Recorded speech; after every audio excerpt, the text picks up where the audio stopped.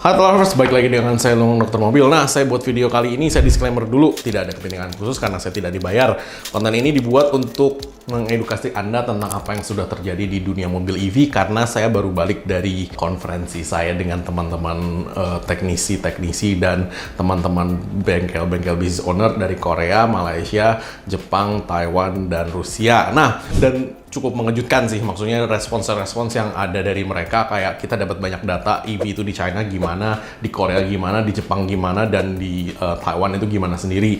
Nah, makanya saya bahas ini, dan saya bukannya menjelek-jelekan ya, tapi ini kadang-kadang beberapa ada kasus-kasus begini yang sedang terjadi di luar negeri. Anda harus menjadi pertimbangan ketika Anda membeli EV ini gitu loh. Ini kita cerita yang full EV ya, bukan hybrid ya. Oke. Bagian satu, mobil EV dan hybrid akan disubsidi oleh pemerintah. Itu rencana dan wacana ya. Saya nggak tahu nanti ketika ketok palu itu disubsidi berapa dan gimana. Itu subsidinya konon kabar sampai dengan 80 juta gitu kan. Kalau hybrid itu sampai dengan 40 juta gitu kan. Nah, cuman ketika lu disubsidi 40 dan 80 juta itu sebenarnya kalau pajaknya dihilangin aja ya, bener-bener pajak otomotif lu hilangkan saja ya dari hulu sampai ke hilirnya, mobil itu udah cukup murah sendiri sih. Gua nggak tahu sih ini gimana dan kenapa. Bagi gua sih kayaknya upset dan konyol gitu loh. Karena dari pemerintah sendiri pasang pajak segitu mahalnya sampai mobil-mobil hybrid dan EV ini menjadi mahal, udah dipajakin mahal disubsidi gitu loh, kayak udah dinaikin dulu harganya baru didiskon sedikit gitu kan. Menurut gue sih konyol banget sih itu sih. Cuman ya lumayan lah ya dapat subsidi, jadi kan pastinya nanti akan ada banyak EV di jalanan Indonesia. Nah, bagian dua, apa saja sih yang harus lu perhatikan ketika lu beli mobil EV? Satu, colokan tembok ya, maksudnya rumah lu itu cukup nggak sih buat ngecas si EV ini? Karena beberapa requirement untuk EV itu kayak misalnya Tesla itu nyedotnya tuh banyak, 8.800 watt tuh. Nah, di beberapa rumah 8.800 watt itu adalah listrik satu rumahnya gitu loh ya kan. Jadi makanya itu lu harus lihat dulu nih. Karena kenapa? Kalau enggak, ketika lu beli itu lu harus telepon PLN, lu harus panggil lagi tuh PLN, dan lu request nih satu lagi MCB baru buat lu doang ngecas si mobil itu doang. Nah, kapasitas baterai, karena kapasitas baterai itu yang tinggal lu lihat ya, semakin besar kWh-nya, semakin jauh juga jarak temuknya. Kalau misalkan kayak 20 kWh itu di average itu sekitar 180 km. Nah, 180 km itu akan menurun ketika dia kena macet, ketika dia nanjak, dan ketika dia panas, apalagi ketika dia nyalain AC dan idle berjam-jam. Nah, kapasitas 100 kWh itu bisa sampai 500 kilo. Jakarta Semarang di tol itu 475 kilo ya. Jadi Anda bisa hitung sendiri kebutuhannya seberapa besar. Nah, yang harus Anda pikirkan juga nih, misalkan di kantor Anda bisa ngecas nggak nih? Terus kayak misalkan Anda mau jalan-jalan jauh nih, di tengah-tengah jalan nih kayak rest area gitu nih, bisa ngecas nggak nih gitu loh. Jadi untuk stasiun-stasiun pengisian listriknya yang umum itu sudah available bagi kita belum sih? Kalau belum, ya kalau misalkan Anda cuma dari sini ke kantor terus pulang, ya no problem juga gitu loh. Nggak ada masalah. Nah, terakhir nih, nilai minus dari mobil listrik atau full EV. Ini benar-benar info dari luar negeri. Saya tidak menjelek-jelekan, tetapi lagi ada kasus ini sehingga mereka sendiri juga sedang mengantisipasi supaya kasus ini tuh bisa cepat di-solving. Oke, satu, mobil EV ketika tabrakan dan ketika kecelakaan, misalkan jalan kencang dan nabrak ya, itu problemnya adalah si pintu nggak bisa dibuka. Itu nomor satu problem yang mereka hadapi. Makanya beberapa kasus banyak yang mati dan beberapa kasus berhasil diselamatkan dari mecahin kaca gitu ya. Jadi Anda harus benar-benar ngerti nih, ketika dia nabrak, dia konslet gitu loh. Begitu dia konslet, karena seluruh sistemnya itu elektrik ditarik dari satu jenis baterai, ketika baterai itu problem, dia listriknya nggak cukup, sama aja kayak misalkan laptop lu baterainya listriknya nggak cukup, semua sistem mati.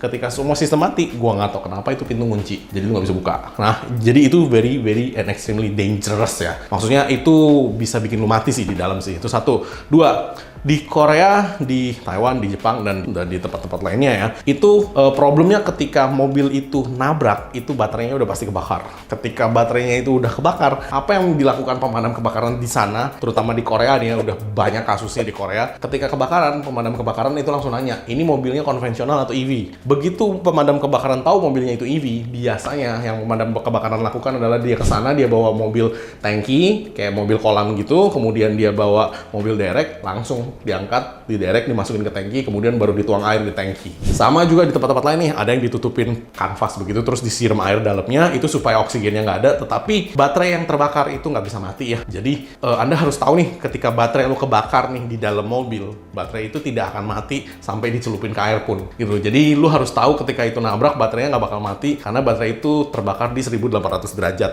Jadi bener-bener panas sekali dan nggak bisa dimatiin hanya dengan disiram air, dicelupin ke dalam air pun nggak mati. Makanya kan diangkat, ditaruh di dalam air, dibiarin terbakar di situ supaya terbakarnya itu terkontrol gitu loh di dalam kolam, dan mereka tetap siramin dengan air gitu loh. Nah, itu bahayanya ya, sampai sekarang masih di riset di sana, dan ketika Anda mau beli, Anda harus benar-benar berpikir, karena ya balik lagi, Anda mau bilang saya menjelek-jelekan, menakut-nakutan, bagi saya dapat ini aja, berita ini aja baru gitu loh dari teman-teman saya gitu loh, dan berita-berita ini cukup bikin saya kagum juga sih. Maksudnya ya kan saya dari dulu udah bilang ya, namanya baterai kebakar nggak bisa lu matiin, sama lah gitu loh, karena konsep baterai teknologinya masih sama. Selama teknologi baterai itu masih sama, problemnya juga akan masih sama gitu loh. Nah, yang terakhir adalah isu konsleting dari mobil EV.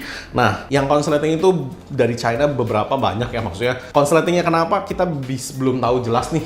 Bisa jadi konsleting gara-gara salah colok, ada komponen yang rusak, atau dari mobilnya yang rusak gitu loh, atau kepanasan, itu juga bisa. Cuman ketika dicolok lagi di China ya, ini waktu itu DFSK ya mobilnya ya, kalau nggak salah ya, DFSK ketika dicolok itu bisa terbakar sendiri gitu loh. Jadi itu ada kasus begitu ya di China. Nah, untuk yang Chevrolet Bolt itu di Cherokee Country di Amerika, tiba-tiba lagi parkir di depan rumah itu kebakar gitu loh. Jadi ketika dia lagi parkir di depan rumah dan kebakar, itu cukup gawat banget sih. Jadi maksudnya apalagi coba lu bayangin kalau lu taruh di dalam garasi dan terbakar. Nah, isu-isu ini udah banyak juga dikasih tahu dan di warning oleh manufakturer, beberapa manufakturer juga yang EV ya. Mobil EV disarankan tidak diparkir di dalam garasi ketika ada di rumah. Ini disarankannya di US loh ya. Lu harus tahu itu ya. Jadi ketika beberapa manufakturer, ketika lu beli mobil EV-nya, dia akan menyarankan tidak disarankan atau tidak direkomendasikan untuk diparkir di dalam garasi rumah. Karena kenapa? Bisa terbakar tiba-tiba. Lah, ngeri kan gitu loh. Tesla juga sama nih. Bukannya Tesla tidak ada cacat ya. Tesla juga beberapa cacat-cacatnya mulai keluar dari situ juga konslet dan terbakar. Isunya semua sama sekarang, makanya dikasih tahu oleh manufakturer untuk tidak diparkir di dalam garasi supaya kalau kebakaran mobilnya aja, jangan rumah lu juga gitu kan. Cukup gila ya menurut gue ya. Nah, Hyundai Ioniq juga sama nih. Yang kemarin video viralnya yang di Korea sih, dia tiba-tiba akselerasinya nggak tahu gimana bisa cepet banget akselerasinya, dan dia melaju nabrak pintu tol. Begitu pintu tol itu tertabrak, frak begitu kan, itu api langsung bakar tuh, vuk gitu. Jadi apinya nggak bisa dipadamkan. Hari itu mereka belum menemukan cara untuk memadamkan api, yaitu yang diangkat itu yang saya bilang. Dan kedua penumpangnya tewas di dalam mobil. Jadi you harus benar-benar ngerti ya, mobil ini kalau tabrakan, seperti yang saya bilang dari dulu, namanya baterai lu puncture, itu bisa meledak ya. Jadi ketika Anda beli EV, Anda harus tahu nih, EV itu bisa kebakar begini, dan sebaiknya lu siapin palu-palu yang kaca itu loh. Jadi ketika lu misalkan lu masih sadar di dalam itu, lu pecah aja kacanya biar lu bisa keluar dari kaca. Karena disinyalir memang ketika baterai lu kebakar, semua sistem mati, pintu pun ngunci tidak bisa terbuka ya.